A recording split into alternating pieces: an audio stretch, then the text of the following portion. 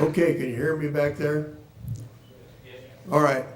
Well, first of all, I'd like to clarify a question most of you have that don't know me is what in the world is a retired oil man living in the Bay Area of California talking to a West Texas gathering about cowboys and ranchers? Well, let me explain a little bit. First of all, I was raised in Carlsbad, New Mexico, and also had a roping horse and worked as a head wrangler at a boys camp up in the Sacramento Mountains 1938 to 41, and learned to throw a hula hand along with Evetts Haley when I was 14. I interviewed a lot of I liked the early history of the ranching and got to know quite a few of the old timers. You know, I was thrilled along with Elmer Kelton and being able to shake Bob Crosby's hand and Elmer Hepler's hand and Jake McClure and a few of those old timers. And I've been real interested in the history of West Texas ranchers and ranching. I never had a ranch by myself, but I did, I might say I did a little cowboying. My daughter Carol back here has been married into a cattle ranching family, and when I was living in Snyder, Texas, and she'd been living up there 30 years raising cattle and children. Anyway, that's a little background of what I'm going to say when you can say, well, what in the hell's he doing talking about Clay McGonagill? Well, Clay McGonagill, as most of you know, is, I'm sure you've heard many stories about him, was world champion steer roper in the early 1900s for many, many years. I mean, nobody could beat him.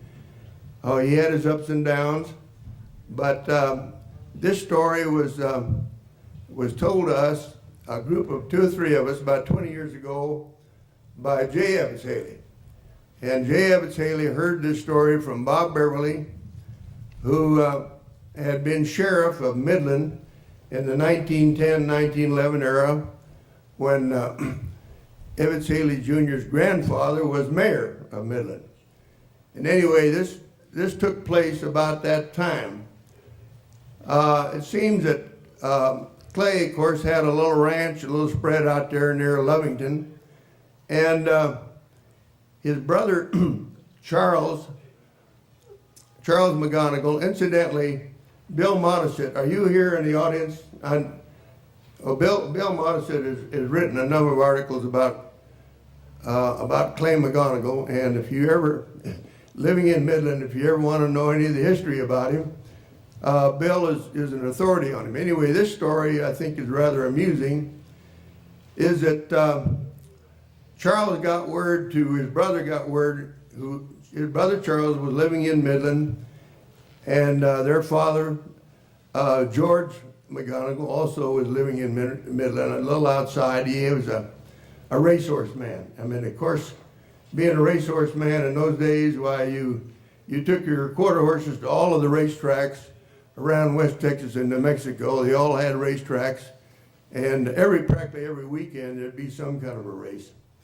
And anyway, and he was very much highly thought of as a racehorse man. Anyway, Charles McGonagill got word to Clay McGonagill over in the Lovington country that he'd better come quick. The old man was in trouble. Well, he didn't explain what or why, but he just said, come quick. So anyway, Clay hooked up 2 horses to his own, head to tail, and headed for Midland.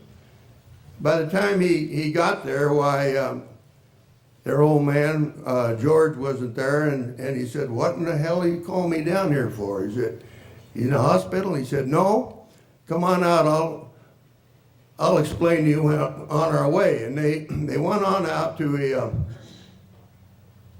a tent meeting that a traveling preacher had right outside of Midland, and he had a big crowd of people, and he was preaching. By the time they got there, he was preaching hellfire and brimstone.